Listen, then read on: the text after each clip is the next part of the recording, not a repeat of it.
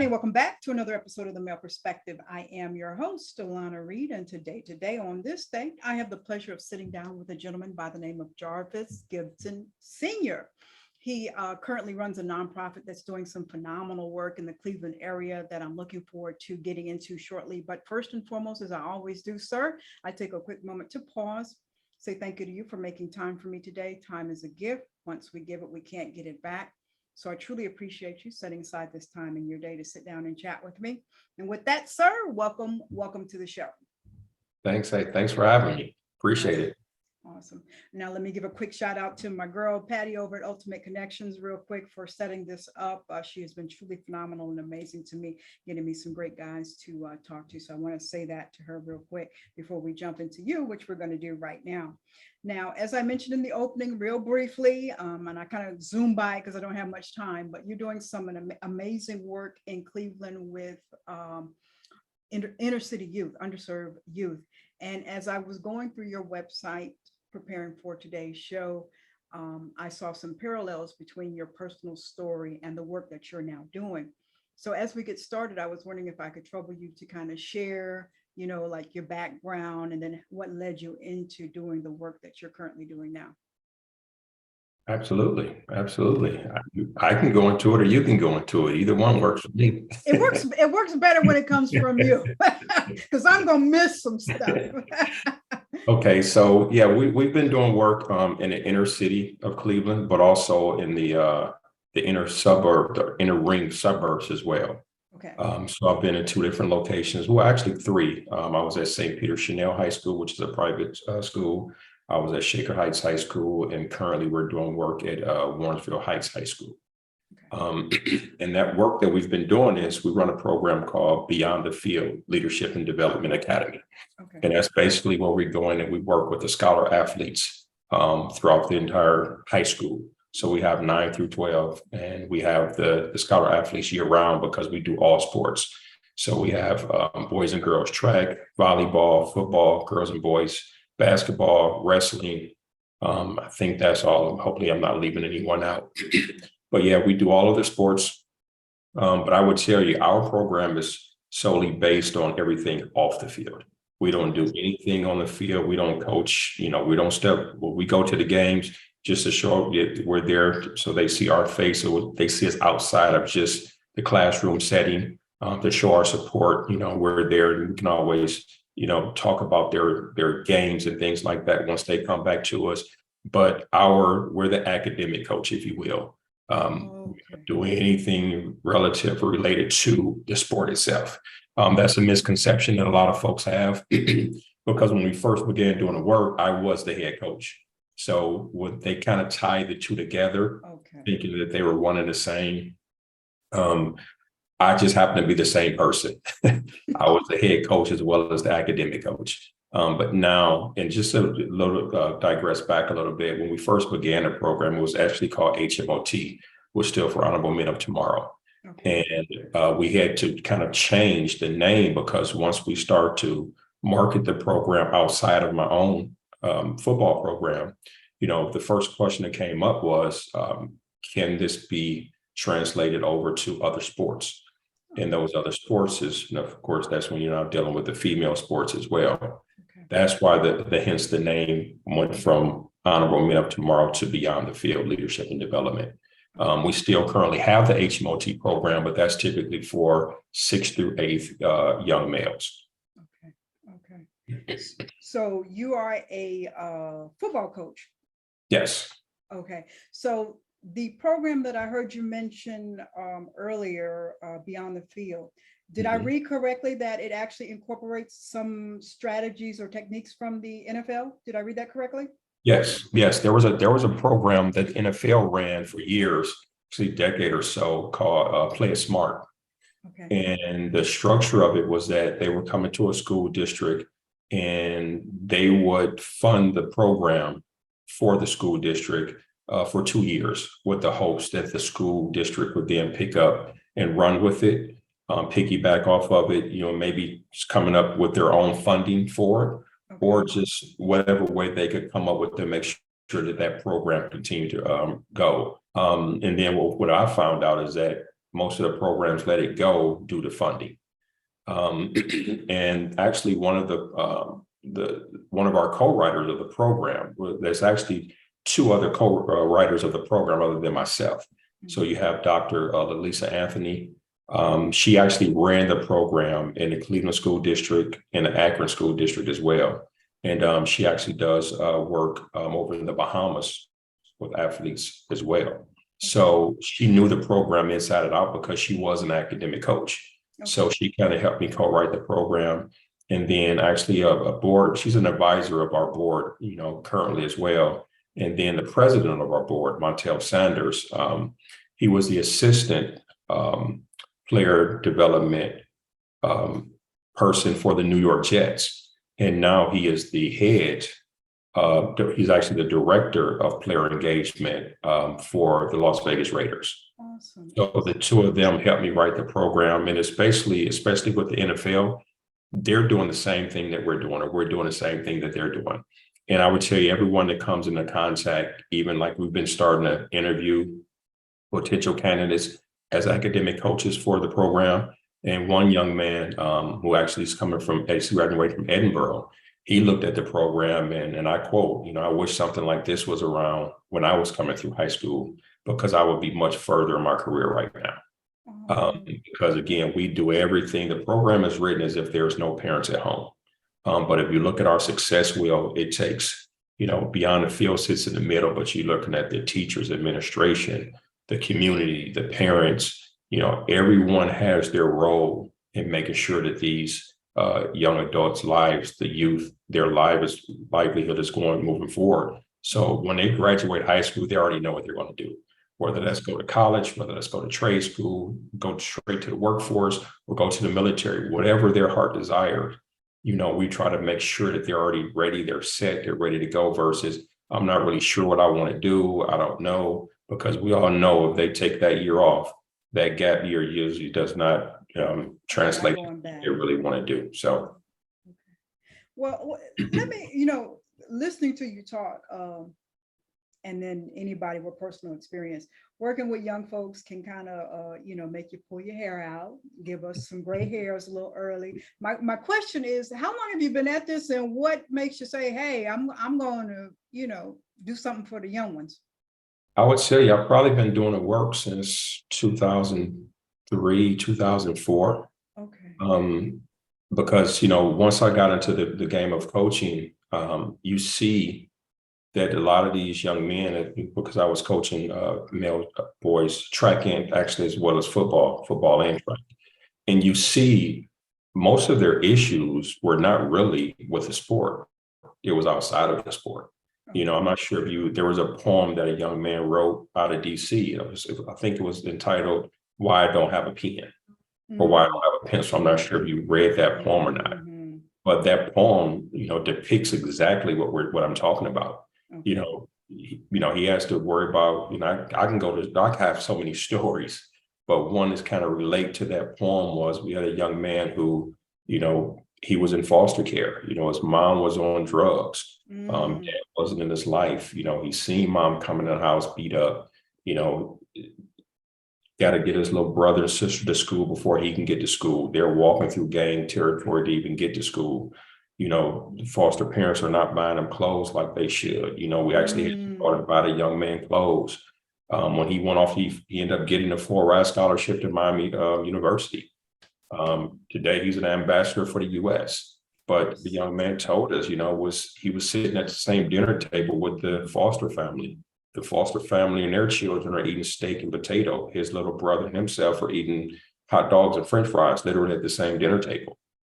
And when he went off to college, he went to college with 2 black garbage bags, where his roommate comes in. And I believe his roommate was the son of the director or marketing head person for Coca-Cola.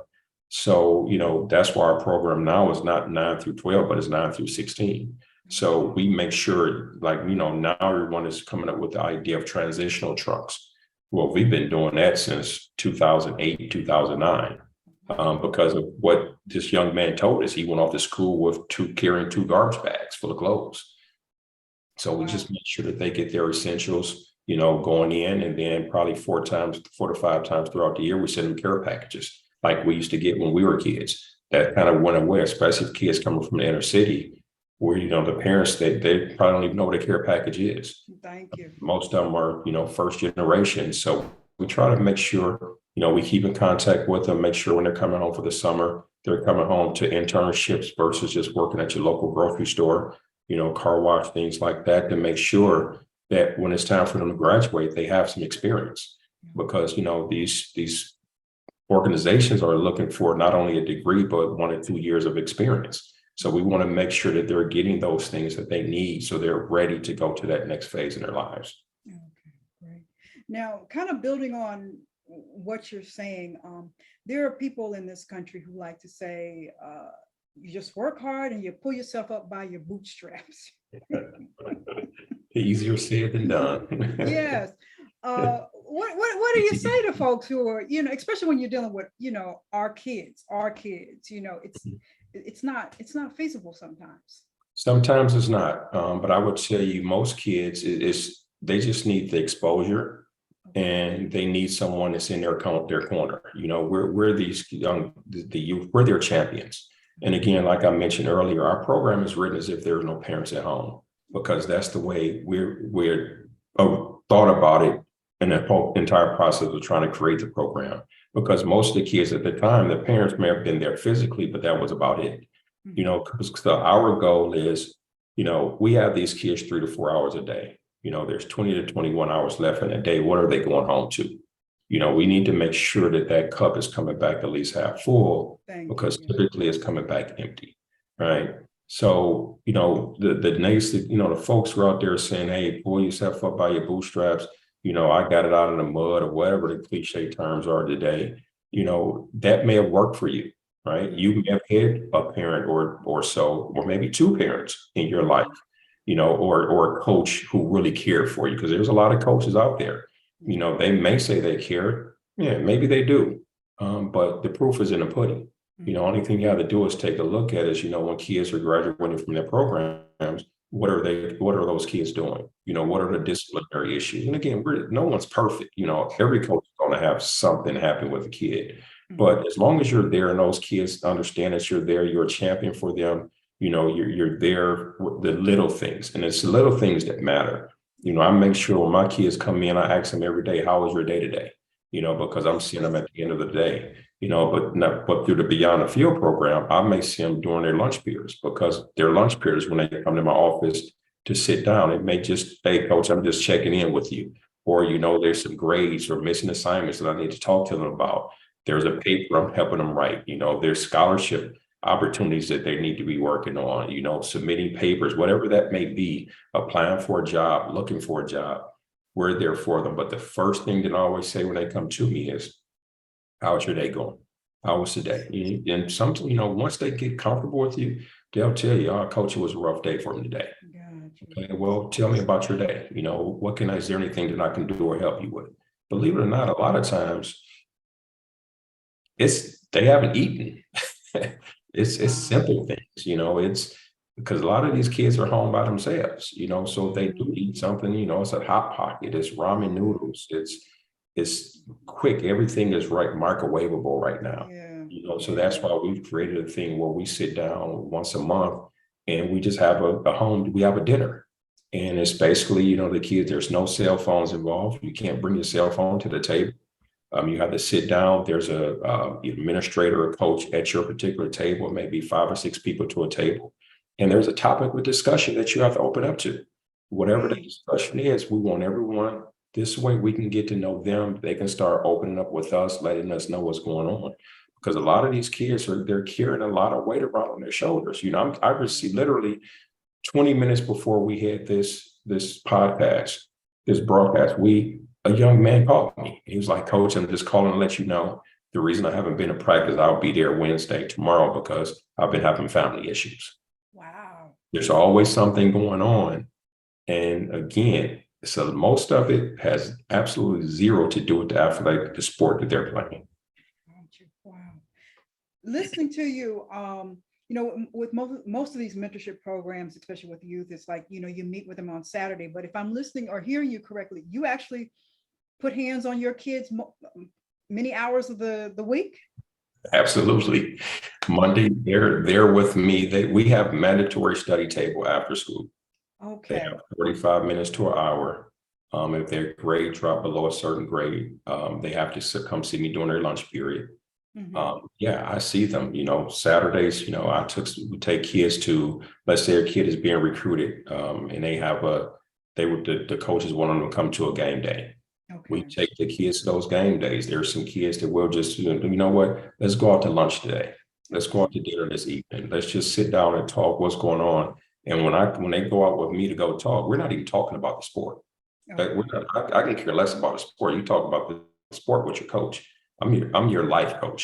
We're the academic/life coach. What's going on in your life? What's happening with you? Is everything okay? What's going at home? Because you'll find out there's a lot of things going at home that these kids would not reveal to you, because it's a trust factor. But once they begin to trust you, they'll start to open up and share things with you. And once they begin to open up and share things with you, that's now when you're starting to get below the surface, and you can actually start to help out a little bit. That's right, Gibbons. Okay, I hear you. Well, speak to the parents for a minute, because your background is with sports, but you are providing the academic life coaching services to the youth.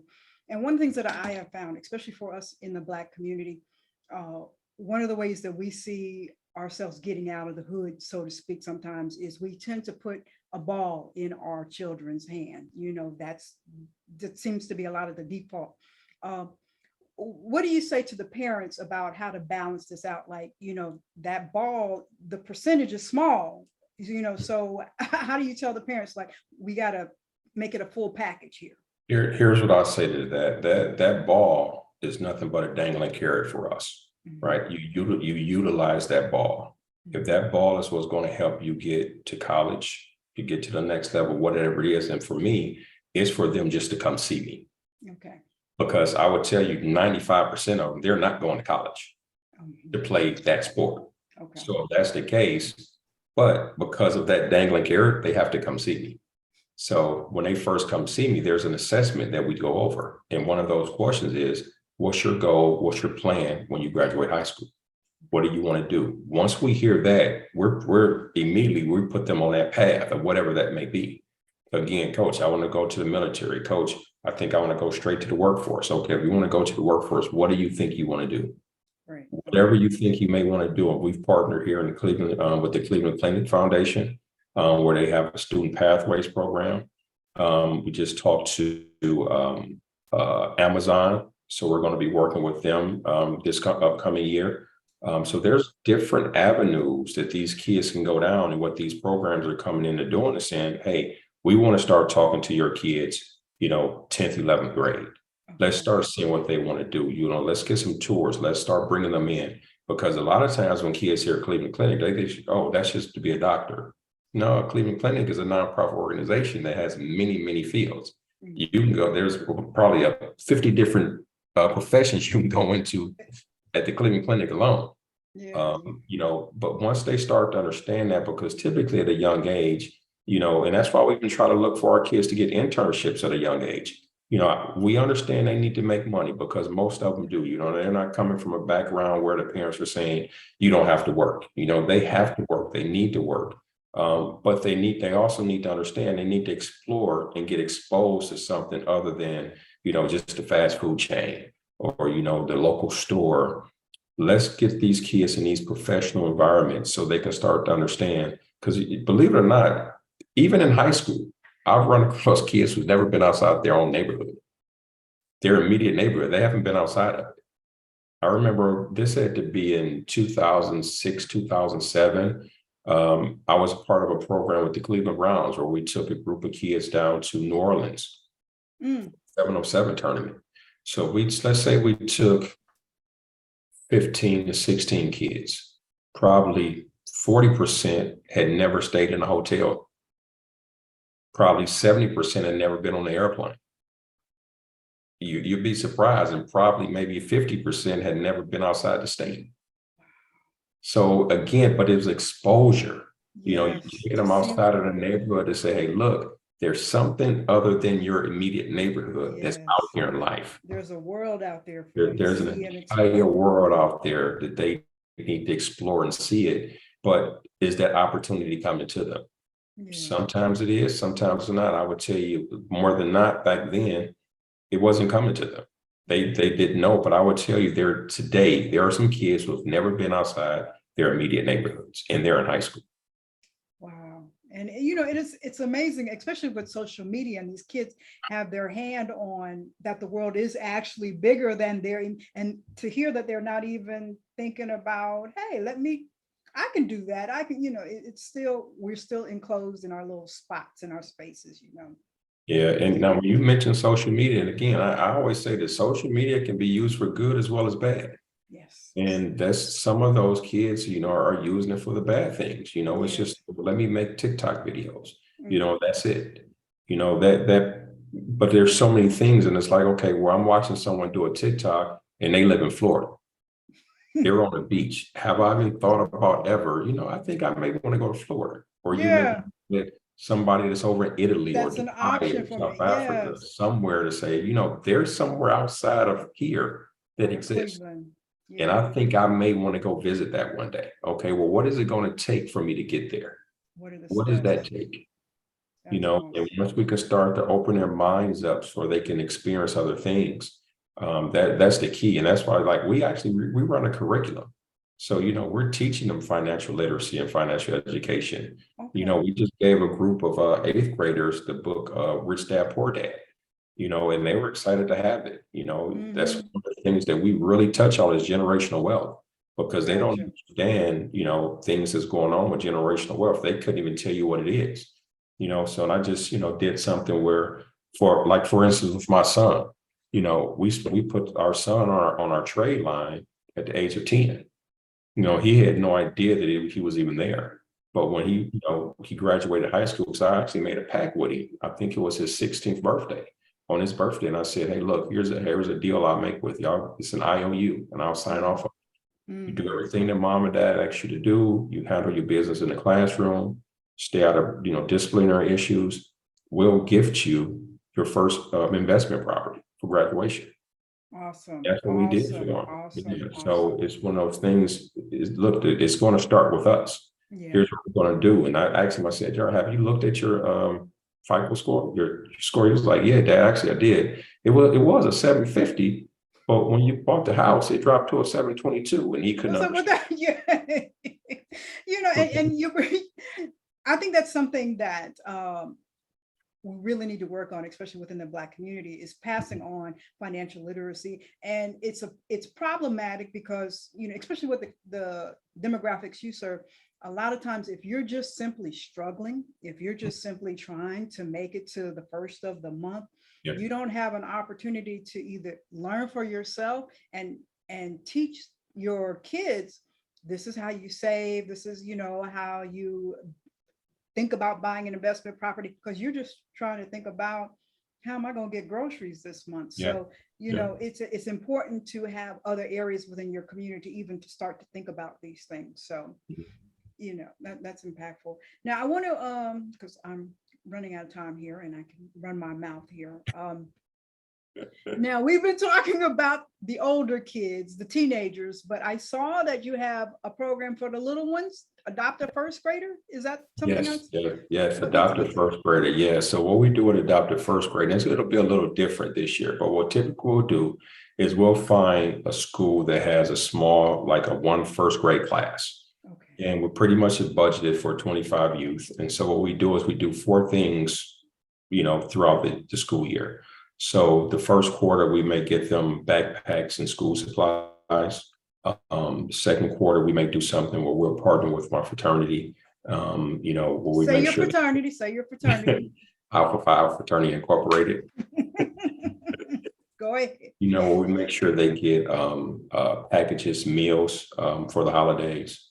And then coming out of the holidays, we're looking at doing some, because at first we wanted to do coats, but now you have coats for kids and things like that. So we may just partner with them. Okay. And then the fourth thing throughout the years, when they're about to get promoted to the second grade league for the summer, we will partner with Bike Cleveland, and we'll make sure each youth get a bicycle and a helmet. And we teach them to make sure that they know the safeties of the road and how to ride their bike properly. So those are some things that we do. And what we do, how we kind of tie those things in, is where our older kids will now mentor those younger kids. So they'll be a part of that. So, it's, what we call service outside of sport, leadership outside of sport, where they now learn how to become leaders because they're helping the younger generation come along. So they'll be a part of those things. And something else we do is what we call Holiday Angels, where we take 125 youth on a Christmas shopping spree.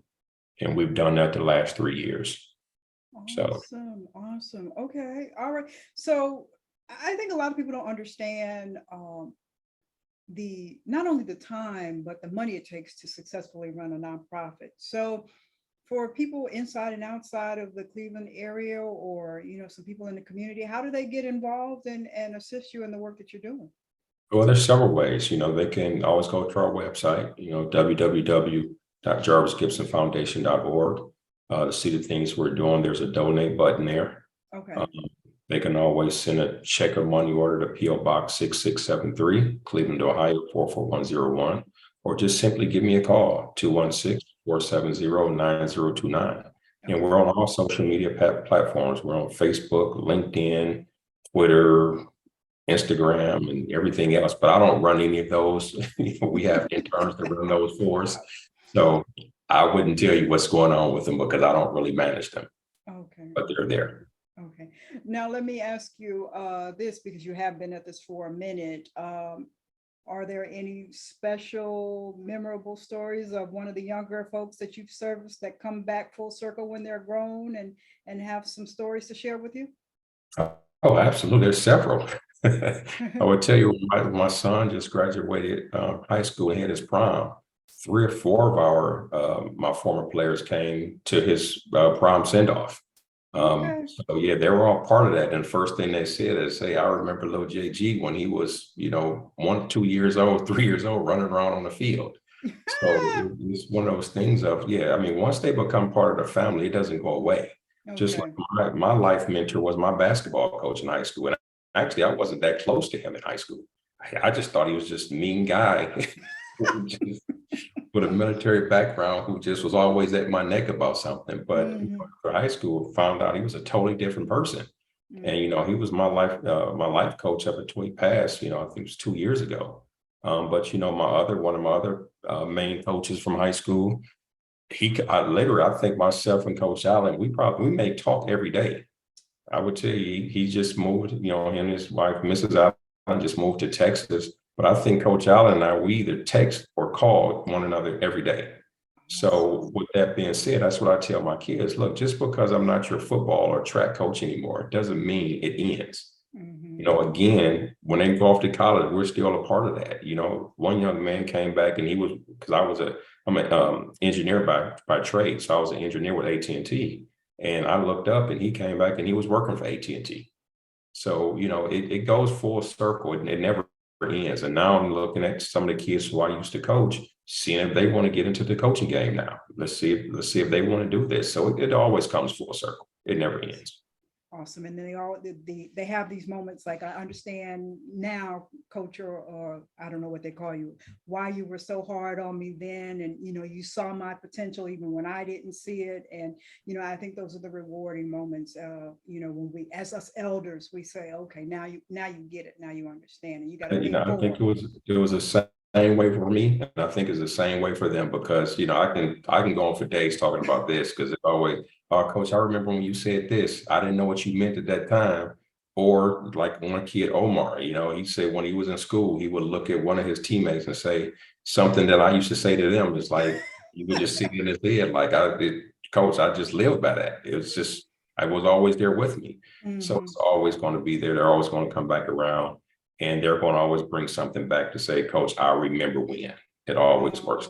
Awesome. And that right there, how many life skills that you're learning on the field that parlay to your day-to-day life off of the field. Absolutely. That's amazing. Well, let me ask you this before we wrap this up here.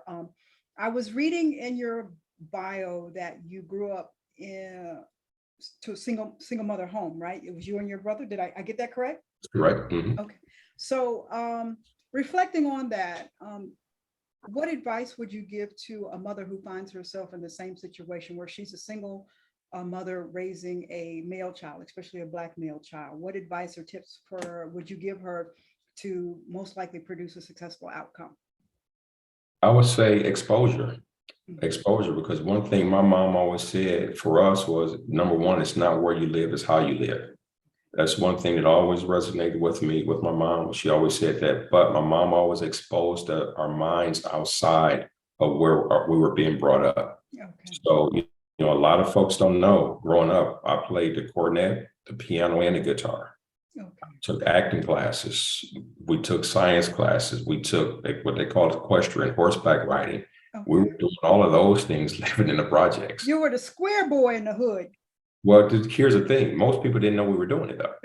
Okay.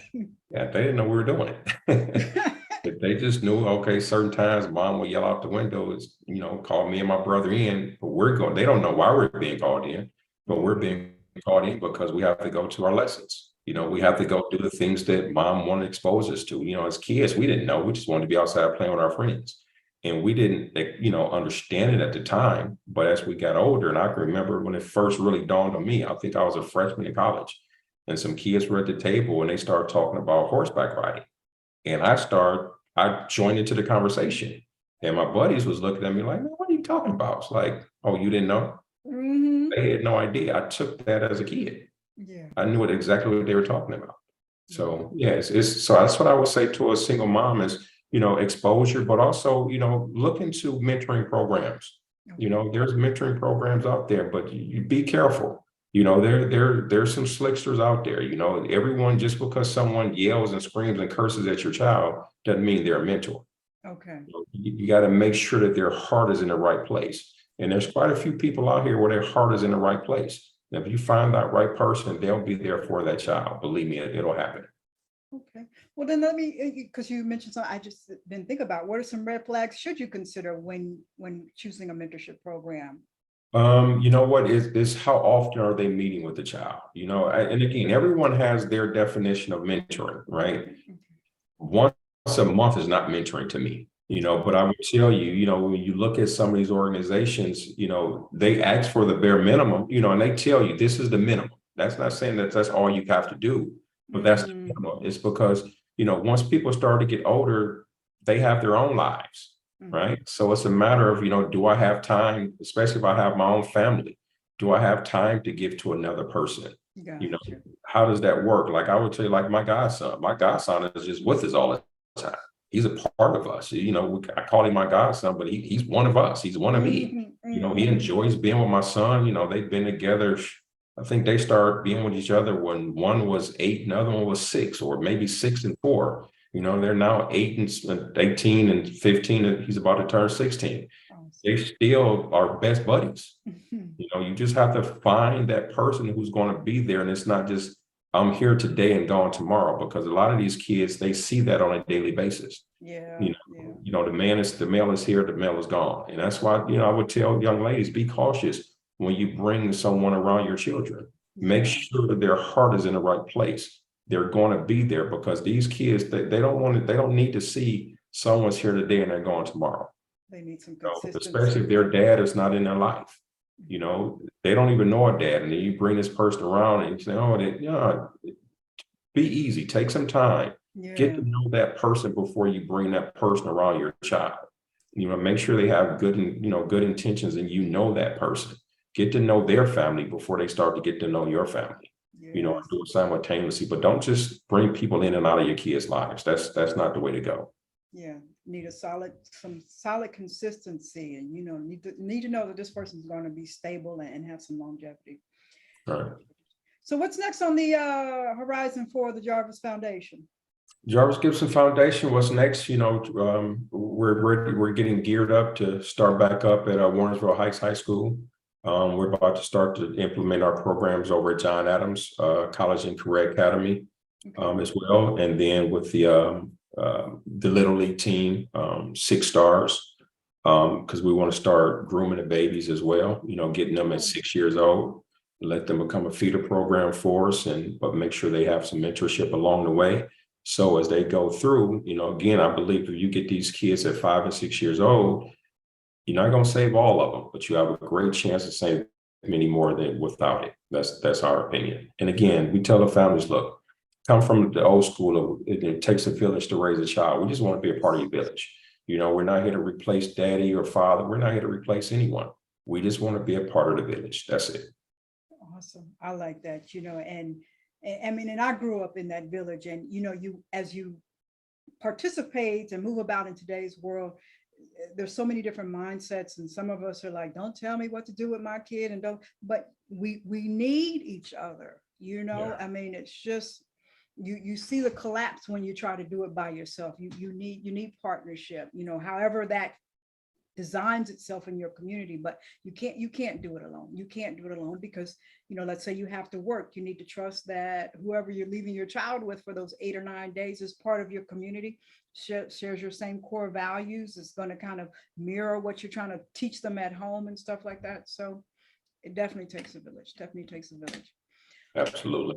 Well, sir, I think I'm going to do my random question. And bless you, because it is a special person that can work with young folks, especially And I need those blessings. bless you, dear, bless you, dear.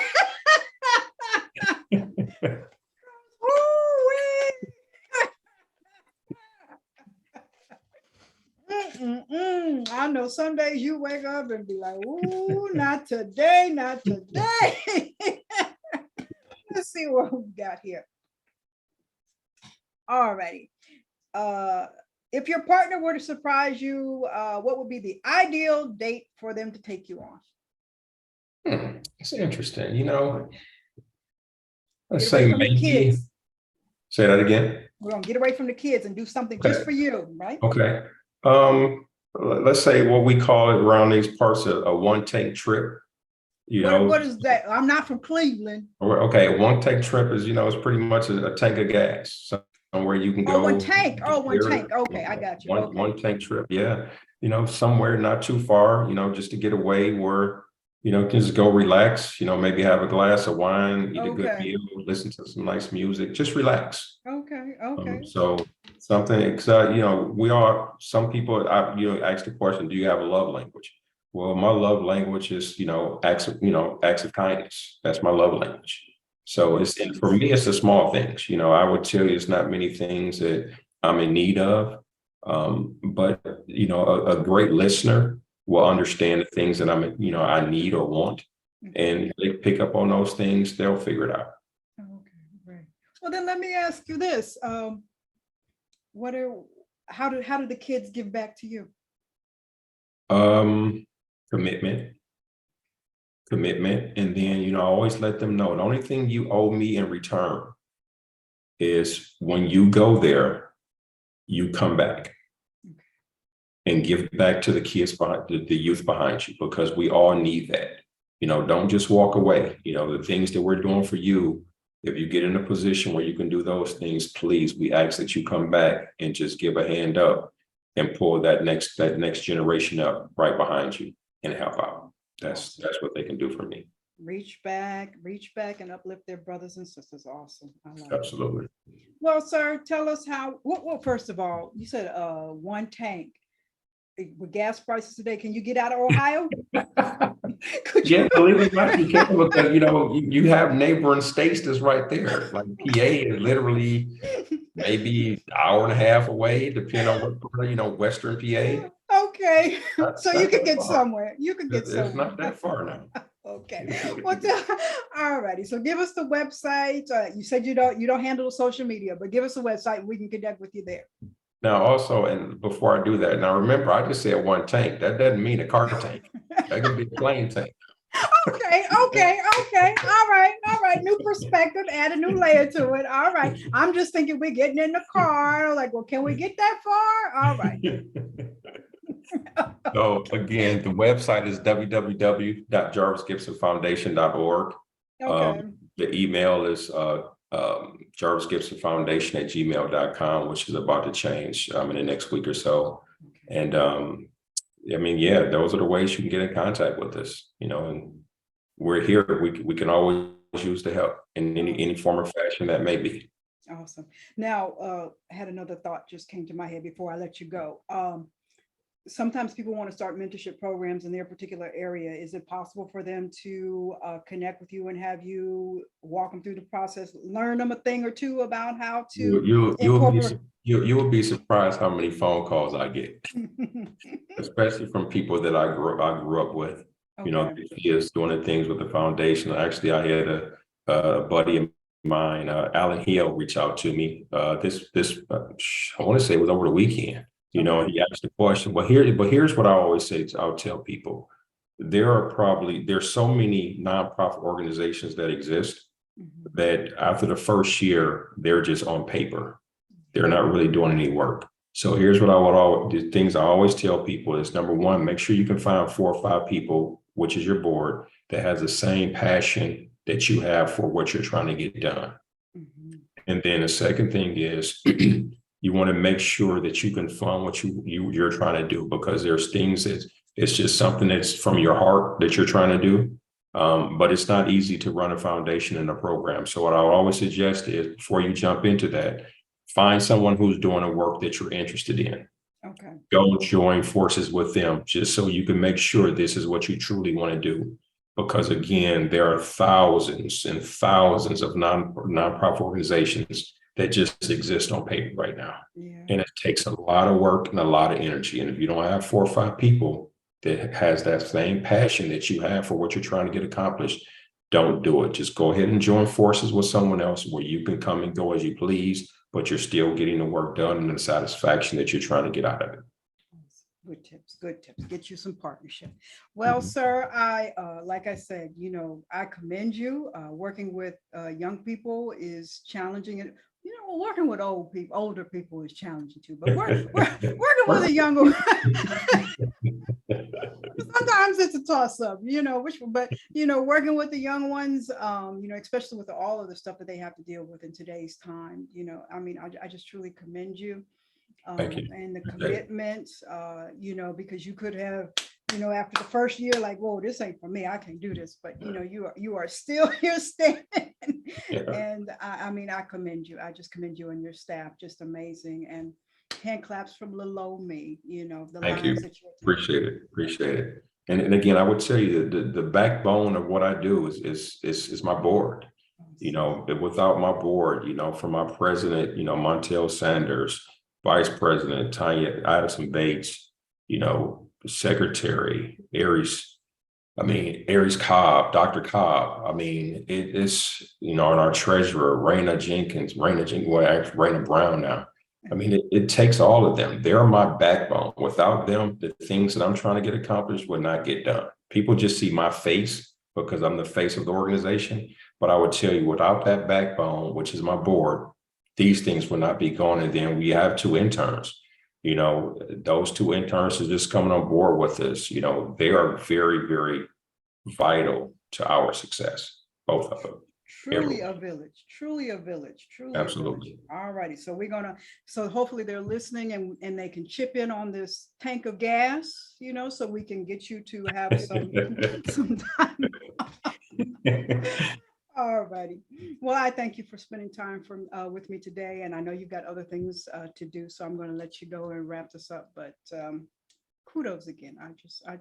I enjoyed hearing about the stuff that you're doing, because this next generation, they have so many opportunities. So. Yeah, absolutely. Yeah. Thank you for having us. Appreciate it. And, so that people can hear our voice, and see the things that we're doing. We appreciate you. We appreciate it. Thank you. That is all for this week's episode of The Male Perspective. I'm your host, Lana Reid, and I will see everybody next time.